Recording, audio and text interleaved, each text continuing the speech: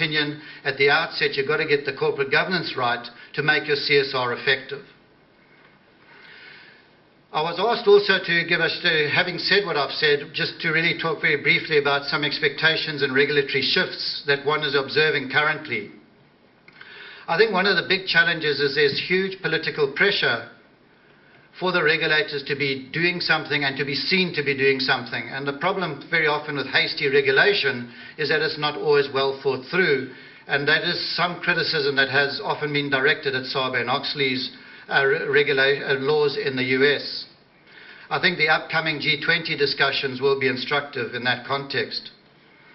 The other challenge is how some of these complex problems that are taking place, particularly in the advanced economies, are going to translate into further revisions in international standards, and how those standards are then going to affect countries that have less complex structures and perhaps already are battling to adhere to the existing standards, let alone seek to try and adopt even more complicated standards. And one has to really watch that and see how that develops.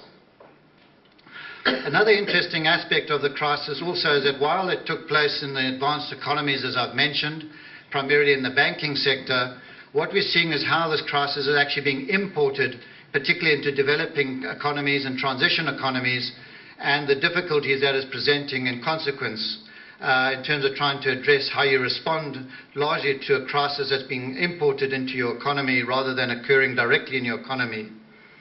And for the moment, I think there's two main trajectories that regulators seem to be focused on. One is how to tighten regulation in the financial sector, and for some governments is how to manage their newfound ownership of some of the world's largest banks and insurance companies, notably in the United States and the United Kingdom. And the second one is the public indignation that you certainly see in the United States around the excessive levels of remuneration of bank executives. But there's a host of peripheral issues which we don't have time to cover around credit rating sector, the issue around shareholder access, particularly in the United States where shareholder rights are weak, and the issues around enforcing institutional shareholders in particular to be more active, which is an issue currently under discussion in the United Kingdom and the Netherlands.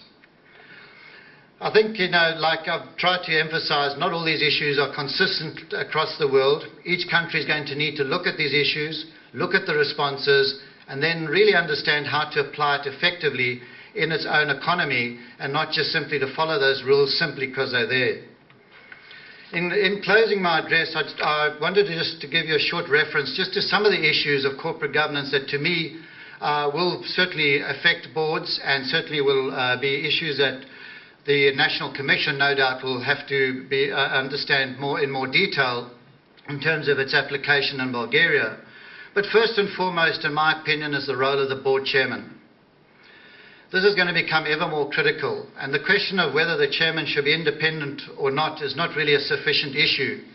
It's really about whether he or she knows something about the business, so that they can set the agenda, they can develop a very comprehensive working relationship, not just with the chief executive, but also with the non-executive board members and ultimately management.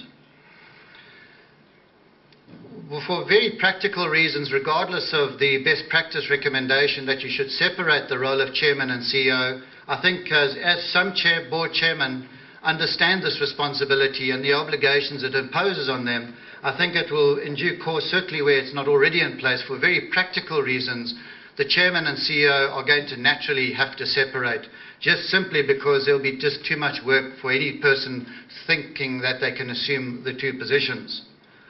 When I raise this issue and some of the issues that follow, this applies whether to the unitary board structure or the two-tier board structure that both exist here in Bulgaria.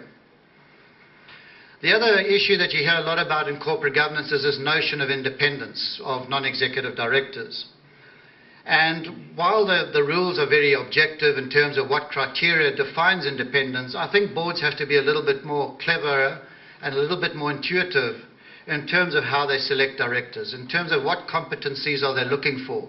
Because at the end of the day, one of the roles of the board is to provide strategic direction to management and to assist them in their day-to-day deliberations, not to be involved in it, but to give that strategic guidance. And one of the problems, as I mentioned earlier, giving the Lehman Brothers case as an example, boards need to think a lot more cleverly and a lot more sensibly about who they appoint on the board. I think this will also have consequences for board committees, because the big issue is not just selecting an effective board member, it's also finding the board member who will be effective in an audit committee, a remuneration committee, or a corporate governance committee. So it's not just about focusing on the board itself, it's about the underlying structure that supports your corporate governance processes. Another issue that's definitely going to need to require consideration is the amount of time that non-executive directors currently spend in their responsibilities and duties. In here, there lies a whole host of issues, but not least is there probably implications for more frequent board meetings, more time for preparation for meetings, and certainly getting to understand the business. In the one board in which I served, it was a policy of the chief executive that before a new board member started their work on the board, they had to visit our 12 biggest factories. They had to go to those factories, they had to meet the management, they had to meet some of the people who were important in each of those factories and understand the business and how the business worked. So when they came back to the boardroom, they could provide constructive and useful engagement and input to the discussions because they actually understood the business. It's something we call in South Africa, which is my country of origin, walking around and kicking the tires. In other words, getting a touch and feel of the business. Of course, one of the tricky issues that will arise is that the more time your non-executives spend, they are going to no doubt ask the company to also pay them more fees. And so that'll be another issue, no doubt, that'll occupy boards in terms of what's going to be fair remuneration for non-executive directors if you're going to demand this amount of their time.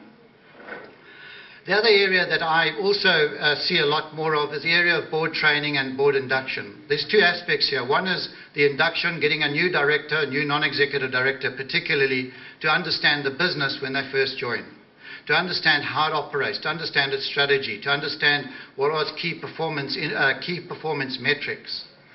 But at the same time, it's also the ongoing training to understand the rules, to understand the regulations, to understand some of the techniques of just being a director and how to deal with, among other things, difficult situations that they can be faced with. I remember one director of a bank telling me that it took him 3 years before he really understood what was going on in the bank. So one has to really think this through. And the other thing he mentioned was one of the problems he had was that his induction took place by attending meetings when it would have been much more useful if that had taken place at the time of his joining the bank.